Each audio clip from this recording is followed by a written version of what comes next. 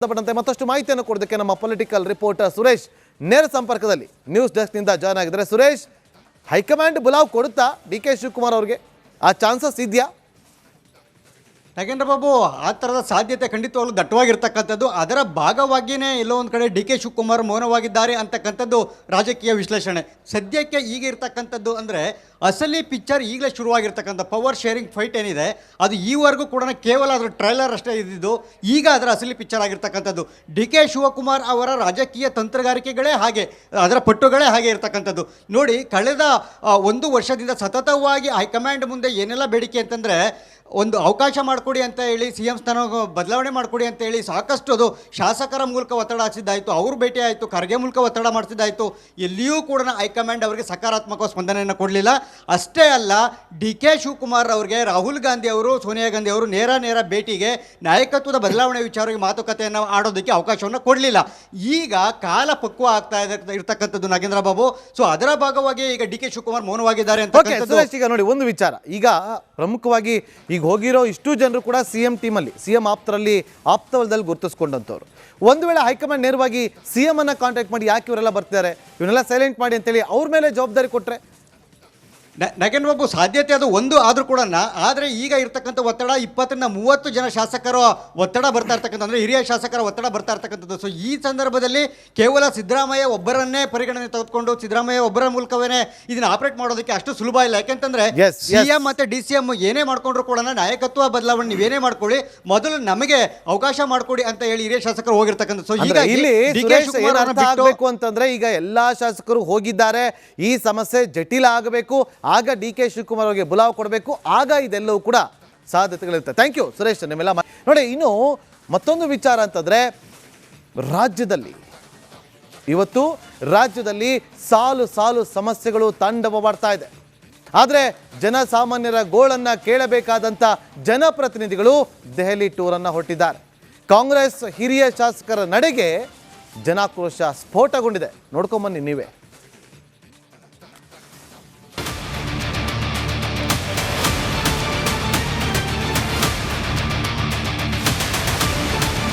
ಕರುನಾಡಲ್ಲಿ ಗ್ಯಾಸ್ಗೆ ಹಾಹಾಕಾರ ಶುರುವಾಗಿದೆ. ಹೋಟೆಲ್ ತಿಂಡಿಗಳ ಬೆಲೆ ಗಗನ ಮುಟ್ಟಿದೆ. ಆಟೋ ಚಾಲಕರ ಬದುಕು ಬೀದಿಗೆ ಬಿದ್ದಿದೆ. ಬೆಲೆ ಏರಿಕೆಯಿಂದ ಜನರು ನಲುಗಿ ಹೋಗಿದ್ದಾರೆ. ಇಂಥ ಕಷ್ಟ ಕಾಲದಲ್ಲಿ ಜನರ ಸಮಸ್ಯೆ ಆಲಿಸಬೇಕಾದ ಜನಪ್ರತಿನಿಧಿಗಳು ಅಧಿಕಾರಕ್ಕಾಗಿ ದೆಹಲಿ ಯಾತ್ರೆ ಕೈಗೊಂಡಿದ್ದಾರೆ. ಮಂತ್ರಿಗಿರಿಗಾಗಿ ಕಸರತ್ತು ನಡೆಸುತ್ತಿರೋ ಕಾಂಗ್ರೆಸ್ ಶಾಸಕರ ವಿರುದ್ಧ ಜನಾಕ್ರೋಶ. ಇಲ್ಲಿವರೆಗೂ ಕೂಡ ನೀವು ವೀಕ್ಷಕರೇ ನೋಡಿದ್ದು ಒಂದು ವಿಚಾರ, ಜನರ ಗೋಳು, ಇವರಿಗೆಲ್ಲ ದೆಹಲಿ ಟೂರ್, ಇದು ಒಂದು ಕಡೆ. ಮತ್ತೊಂದು ಕಡೆ ದಾವಣಗೆರೆ ದಂಗಲ್ ರಾಜೀನಾಮೆ ಪ್ರಹಸನಕ್ಕೆ ತಿರುಗಿದೆ. ಜಬ್ಬಾರ್ ರಾಜೀನಾಮೆಯನ್ನ ಡಿಸಿಎಂ ಡಿ ಕೆ ಶಿವಕುಮಾರ್ ಅವರು ಅಂಗೀಕರಿಸಿದ್ದಾರೆ. ಈ ಬೆನ್ನಲ್ಲೇ ಮುಸ್ಲಿಂ ನಾಯಕರ ನಡುವೆ ಟಾಕ್ ಫೈಟ್ ಕೂಡ ಶುರುವಾಗಿದೆ. ನೋಡ್ಕೊಂಬನ್ನಿ.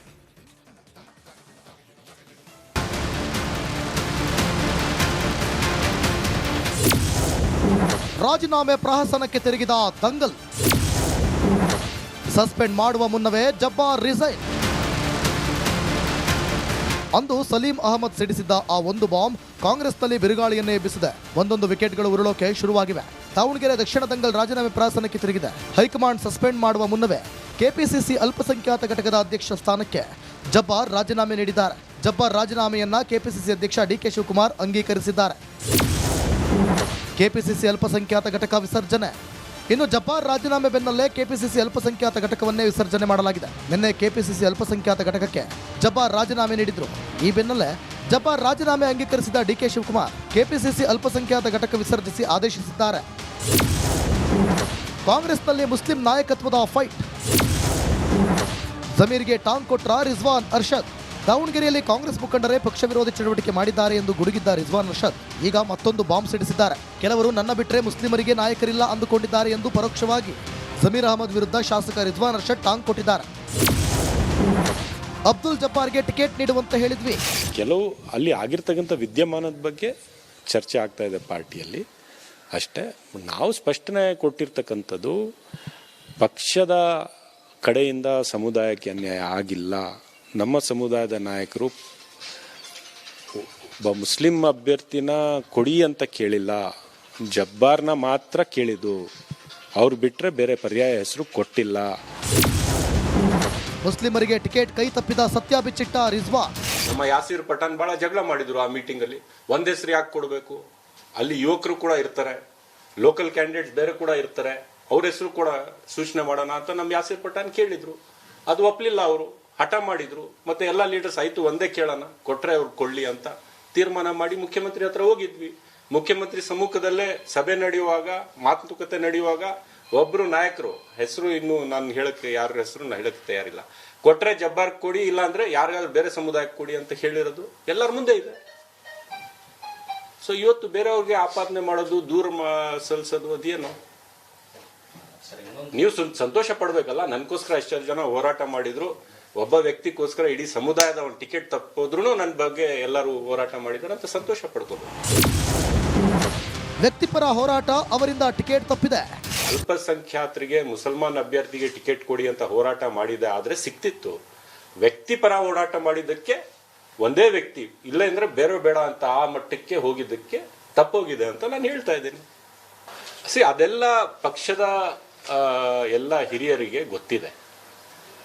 ಯಾವುದೇ ಸತ್ಯವನ್ನು ಗ್ರೌಂಡ್ ಲೆವೆಲಲ್ಲಿ ಆಗಿರ್ತಕ್ಕಂಥ ವಿದ್ಯಮಾನಗಳು ಅವರಿಂದ ದೂರ ಇಲ್ಲ, ಎಲ್ಲ ಗೊತ್ತಿದೆ. ಕಾಂಗ್ರೆಸ್ ಮತ ವಿಭಜನೆ ಮಾಡಿ ಬಿಜೆಪಿ ಪರ ಕೆಲಸ.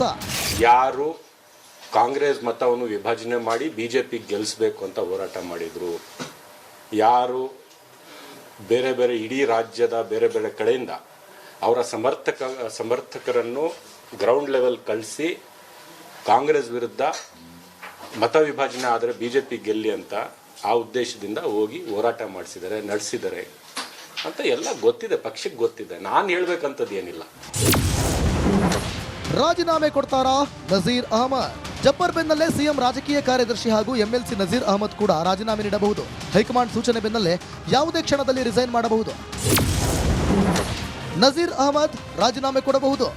ರಾಜಕೀಯ ಕಾರ್ಯದರ್ಶಿಯವರು ಕೂಡ ರಾಜೀನಾಮೆ ಕೊಡ್ತಾರೆ ಅನ್ನೋದು ಸಾಕಷ್ಟು ಒಂದು ಅದು ಇನ್ನೂ ಕೊಟ್ಟಿಲ್ಲ, ಕೊಡಬಹುದು ಅಂತ ಅನ್ಕೊಂಡಿದ್ದೀನಿ. ಒಟ್ಟಾರೆ ಜಮೀರ್ ವಿರುದ್ಧ ಶಾಸಕ ರಿಜ್ವಾನ್ ಅರ್ಷದ್ ಬ್ರಹ್ಮಾಸ್ತ್ರವನ್ನು ಪಟ್ಟಂತೆ ಮತ್ತಷ್ಟು ಮಾಹಿತಿಯನ್ನು ಕೊಡೋದಕ್ಕೆ ನಮ್ಮ ಪೊಲಿಟಿಕಲ್ ರಿಪೋರ್ಟರ್ ಸುರೇಶ್ ನೇರ ಸಂಪರ್ಕದಲ್ಲಿ ನ್ಯೂಸ್ ಡೆಸ್ಕ್ನಿಂದ ಜಾಯ್ನ್ ಆಗಿದ್ದಾರೆ. ಸುರೇಶ್, ಹೈಕಮಾಂಡ್ ಬುಲಾವ್ ಕೊಡುತ್ತಾ ಡಿ ಕೆ ಶಿವಕುಮಾರ್ ಅವ್ರಿಗೆ? ಆ ಚಾನ್ಸಸ್ ಇದೆಯಾ? ನಾಗೇಂದ್ರ ಬಾಬು, ಆ ಥರದ ಸಾಧ್ಯತೆ ಖಂಡಿತವಾಗ್ಲೂ ದಟ್ಟವಾಗಿರ್ತಕ್ಕಂಥದ್ದು. ಅದರ ಭಾಗವಾಗಿಯೇ ಎಲ್ಲೋ ಒಂದು ಕಡೆ ಡಿ ಕೆ ಶಿವಕುಮಾರ್ ಮೌನವಾಗಿದ್ದಾರೆ ಅಂತಕ್ಕಂಥದ್ದು ರಾಜಕೀಯ ವಿಶ್ಲೇಷಣೆ. ಸದ್ಯಕ್ಕೆ ಈಗ ಇರ್ತಕ್ಕಂಥದ್ದು ಅಂದರೆ ಅಸಲಿ ಪಿಕ್ಚರ್ ಈಗಲೇ ಶುರುವಾಗಿರ್ತಕ್ಕಂಥ ಪವರ್ ಶೇರಿಂಗ್ ಫೈಟ್ ಏನಿದೆ ಅದು ಈವರೆಗೂ ಕೂಡ ಕೇವಲ ಅದರ ಟ್ರೈಲರ್ ಅಷ್ಟೇ ಇದ್ದಿದ್ದು. ಈಗ ಅದರ ಅಸಲಿ ಪಿಕ್ಚರ್ ಆಗಿರ್ತಕ್ಕಂಥದ್ದು. ಡಿ ಕೆ ಶಿವಕುಮಾರ್ ಅವರ ರಾಜಕೀಯ ತಂತ್ರಗಾರಿಕೆಗಳೇ ಹಾಗೆ, ಅದರ ಪಟ್ಟುಗಳೇ ಹಾಗೆ ಇರ್ತಕ್ಕಂಥದ್ದು. ನೋಡಿ, ಕಳೆದ 1 ವರ್ಷದಿಂದ ಸತತವಾಗಿ ಹೈಕಮಾಂಡ್ ಮುಂದೆ ಏನೆಲ್ಲ ಬೇಡಿಕೆ ಅಂತಂದರೆ, ಒಂದು ಅವಕಾಶ ಮಾಡಿಕೊಡಿ ಅಂತ ಹೇಳಿ, ಸಿ ಎಂ ಸ್ಥಾನ ಬದಲಾವಣೆ ಮಾಡಿಕೊಡಿ ಅಂತ ಹೇಳಿ ಸಾಕಷ್ಟು ಅದು ಶಾಸಕರ ಮೂಲಕ ಒತ್ತಡ ಹಾಕಿದ್ದಾಯಿತು, ಅವರು ಭೇಟಿ ಆಯಿತು, ಖರ್ಗೆ ಮೂಲಕ ಒತ್ತಡ ಮಾಡಿಸಿದ್ದಾಯಿತು. ಎಲ್ಲಿಯೂ ಕೂಡ ಹೈಕಮಾಂಡ್ ಅವರಿಗೆ ಸಕಾರಾತ್ಮಕ ಸ್ಪಂದನೆಯನ್ನು ಕೊಡಲಿಲ್ಲ. ಅಷ್ಟೇ ಅಲ್ಲ, ಡಿ ಕೆ ಶಿವಕುಮಾರ್ ಅವರಿಗೆ ರಾಹುಲ್ ಗಾಂಧಿ ಅವರು, ಸೋನಿಯಾ ಗಾಂಧಿ ಅವರು ನೇರ ಭೇಟಿಗೆ, ನಾಯಕತ್ವದ ಬದಲಾವಣೆ ವಿಚಾರವಾಗಿ ಮಾತುಕತೆಯನ್ನು ಆಡೋದಕ್ಕೆ ಅವಕಾಶವನ್ನು ಕೊಡಲಿಲ್ಲ. ಈಗ ಕಾಲ ಪಕ್ವ ಆಗ್ತಾ ಇರ್ತಕ್ಕಂಥದ್ದು ನಾಗೇಂದ್ರ ಬಾಬು. ಸೊ ಅದರ ಭಾಗವಾಗಿ ಈಗ ಡಿ ಕೆ ಶಿವಕುಮಾರ್ ಮೌನವಾಗಿದ್ದಾರೆ ಅಂತ. ಈಗ ನೋಡಿ, ಒಂದು ವಿಚಾರ, ಈಗ ಪ್ರಮುಖವಾಗಿ ಈಗ ಹೋಗಿರೋ ಇಷ್ಟು ಜನರು ಕೂಡ ಸಿಎಂ ಟೀಮಲ್ಲಿ, ಸಿಎಂ ಆಪ್ತರಲ್ಲಿ, ಆಪ್ತವಲದಲ್ಲಿ ಗುರುತಿಸ್ಕೊಂಡಂಥವ್ರು. ಒಂದು ವೇಳೆ ಹೈಕಮಾಂಡ್ ನೇರವಾಗಿ ಸಿಎಂ ಅನ್ನ ಕಾಂಟ್ಯಾಕ್ಟ್ ಮಾಡಿ ಯಾಕೆ ಇವರೆಲ್ಲ ಬರ್ತಿದ್ದಾರೆ, ಇವನ್ನೆಲ್ಲ ಸೈಲೆಂಟ್ ಮಾಡಿ ಅಂತೇಳಿ ಅವ್ರ ಮೇಲೆ ಜವಾಬ್ದಾರಿ ಕೊಟ್ಟರೆ? ನಾಗೇಂದ್ರ ಬಾಬು, ಸಾಧ್ಯತೆ ಅದು ಒಂದು ಆದರೂ ಕೂಡ, ಆದರೆ ಈಗ ಇರ್ತಕ್ಕಂಥ ಒತ್ತಡ 20ರಿಂದ 30 ಜನ ಶಾಸಕರ ಒತ್ತಡ ಬರ್ತಾ ಇರ್ತಕ್ಕಂಥ, ಅಂದರೆ ಹಿರಿಯ ಶಾಸಕರ ಒತ್ತಡ ಬರ್ತಾ ಇರ್ತಕ್ಕಂಥದ್ದು. ಸೊ ಈ ಸಂದರ್ಭದಲ್ಲಿ ಕೇವಲ ಸಿದ್ದರಾಮಯ್ಯ ಒಬ್ಬರನ್ನೇ ಪರಿಗಣನೆ ತೆಗೆದುಕೊಂಡು ಸಿದ್ದರಾಮಯ್ಯ ಒಬ್ಬರ ಮೂಲಕವೇ ಇದನ್ನು ಆಪರೇಟ್ ಮಾಡೋದಕ್ಕೆ ಅಷ್ಟು ಸುಲಭ ಇಲ್ಲ. ಯಾಕೆಂತಂದ್ರೆ ಸಿಎಂ ಮತ್ತು ಡಿ ಸಿ ಎಂ ಏನೇ ಮಾಡ್ಕೊಂಡ್ರು ಕೂಡ ನಾಯಕತ್ವ ಬದಲಾವಣೆ ನೀವೇನೇ ಮಾಡ್ಕೊಳ್ಳಿ, ಮೊದಲು ನಮಗೆ ಅವಕಾಶ ಮಾಡಿಕೊಡಿ ಅಂತ ಹೇಳಿ ಹಿರಿಯ ಶಾಸಕರು ಹೋಗಿರ್ತಕ್ಕಂಥದ್ದು. ಸೊ ಈಗ ಆಗಬೇಕು ಅಂತಂದ್ರೆ ಈಗ ಎಲ್ಲಾ ಶಾಸಕರು ಹೋಗಿದ್ದಾರೆ, ಈ ಸಮಸ್ಯೆ ಜಟಿಲ ಆಗಬೇಕು, ಆಗ ಡಿ ಕೆ ಶಿವಕುಮಾರ್ ಅವರಿಗೆ ಬುಲಾವ್ ಕೊಡಬೇಕು, ಆಗ ಇದೆಲ್ಲವೂ ಕೂಡ ಸಾಧ್ಯತೆಗಳಿರುತ್ತೆ. ಥ್ಯಾಂಕ್ ಯು ಸುರೇಶ್, ನಿಮ್ಮೆಲ್ಲ ನೋಡಿ. ಇನ್ನು ಮತ್ತೊಂದು ವಿಚಾರ ಅಂತಂದ್ರೆ, ಇವತ್ತು ರಾಜ್ಯದಲ್ಲಿ ಸಾಲು ಸಾಲು ಸಮಸ್ಯೆಗಳು ತಾಂಡವವಾಡ್ತಾ ಇದೆ. ಆದರೆ ಜನಸಾಮಾನ್ಯರ ಗೋಳನ್ನ ಕೇಳಬೇಕಾದಂಥ ಜನಪ್ರತಿನಿಧಿಗಳು ದೆಹಲಿ ಟೂರನ್ನು ಹೊರಟಿದ್ದಾರೆ. ಕಾಂಗ್ರೆಸ್ ಹಿರಿಯ ಶಾಸಕರ ನಡೆಗೆ ಜನಾಕ್ರೋಶ ಸ್ಫೋಟಗೊಂಡಿದೆ. ನೋಡ್ಕೊಂಬನ್ನಿ ನೀವೇ.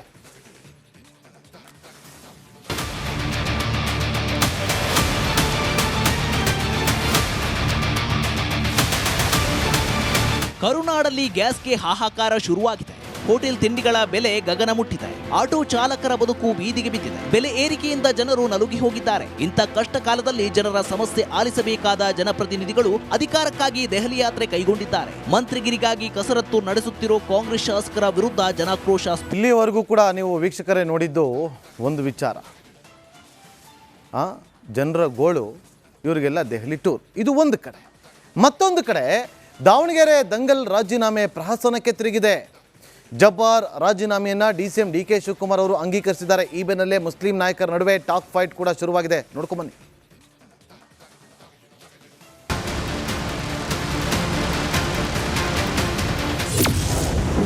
ರಾಜೀನಾಮೆ ಪ್ರಹಸನಕ್ಕೆ ತಿರುಗಿದ ದಂಗಲ್.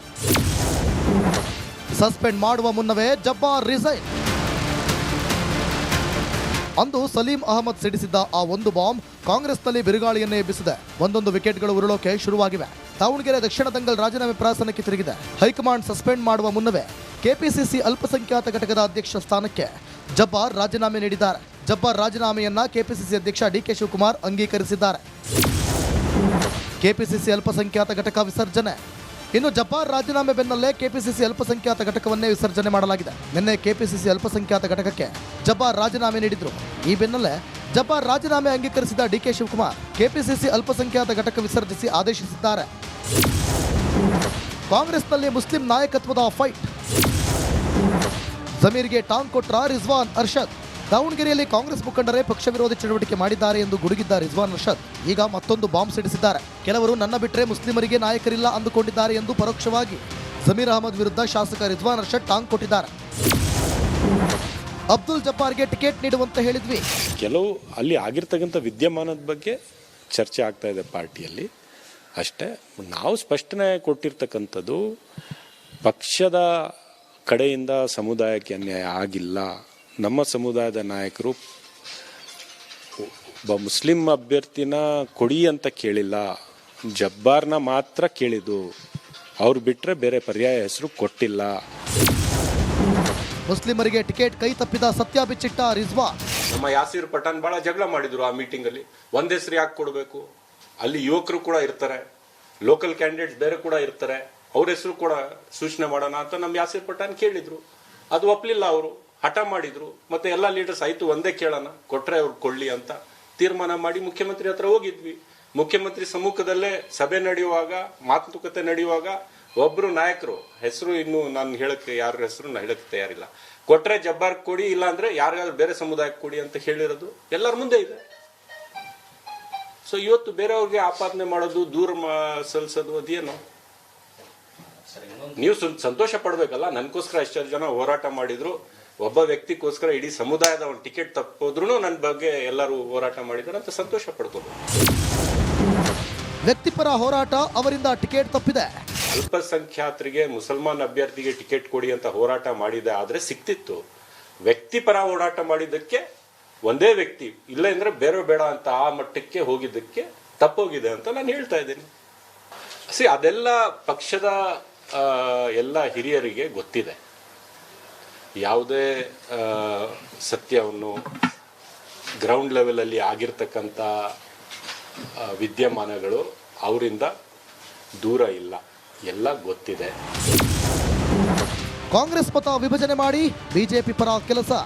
ಯಾರು ಕಾಂಗ್ರೆಸ್ ಮತವನ್ನು ವಿಭಜನೆ ಮಾಡಿ ಬಿಜೆಪಿ ಗೆಲ್ಲಿಸಬೇಕು ಅಂತ ಹೋರಾಟ ಮಾಡಿದ್ರು, ಯಾರು ಬೇರೆ ಬೇರೆ ಇಡೀ ರಾಜ್ಯದ ಬೇರೆ ಬೇರೆ ಕಡೆಯಿಂದ ಅವರ ಸಮರ್ಥಕರನ್ನು ಗ್ರೌಂಡ್ ಲೆವೆಲ್ ಕಳಿಸಿ ಕಾಂಗ್ರೆಸ್ ವಿರುದ್ಧ ಮತ ವಿಭಜನೆ ಆದರೆ ಬಿಜೆಪಿ ಗೆಲ್ಲಿ ಅಂತ ಆ ಉದ್ದೇಶದಿಂದ ಹೋಗಿ ಹೋರಾಟ ನಡೆಸಿದ್ದಾರೆ ಅಂತ ಎಲ್ಲ ಗೊತ್ತಿದೆ, ಪಕ್ಷಕ್ಕೆ ಗೊತ್ತಿದೆ. ನಾನು ಹೇಳ್ಬೇಕಂತದ್ದು ಏನಿಲ್ಲ. ರಾಜೀನಾಮೆ ಕೊಡ್ತಾರಾ ನಜೀರ್ ಅಹಮದ್? ಜಬ್ಬಾರ್ ಬೆನ್ನಲ್ಲೇ ಸಿಎಂ ರಾಜಕೀಯ ಕಾರ್ಯದರ್ಶಿ ಹಾಗೂ MLC ನಜೀರ್ ಅಹಮದ್ ಕೂಡ ರಾಜೀನಾಮೆ ನೀಡಬಹುದು. ಹೈಕಮಾಂಡ್ ಸೂಚನೆ ಬೆನ್ನಲ್ಲೇ ಯಾವುದೇ ಕ್ಷಣದಲ್ಲಿ ರಿಸೈನ್ ಮಾಡಬಹುದು. ನಜೀರ್ ಅಹಮದ್ ರಾಜೀನಾಮೆ ಕೊಡಬಹುದು. ರಾಜಕೀಯ ಕಾರ್ಯದರ್ಶಿಯವರು ಕೂಡ ರಾಜೀನಾಮೆ ಕೊಡ್ತಾರೆ ಅನ್ನೋದು ಸಾಕಷ್ಟು ಒಂದು ಅದು ಇನ್ನೂ ಕೊಟ್ಟಿಲ್ಲ, ಕೊಡ್ಬೋದು ಅಂತ ಅನ್ಕೊಂಡಿದ್ದೀನಿ. ಒಟ್ಟಾರೆ ಜಮೀರ್ ವಿರುದ್ಧ ಶಾಸಕ ರಿಜ್ವಾನ್ ಅರ್ಷದ್ ಬ್ರಹ್ಮಾಸ್ತ್ರವನ್ನ ಬಿಟ್ಟಿದ್ದು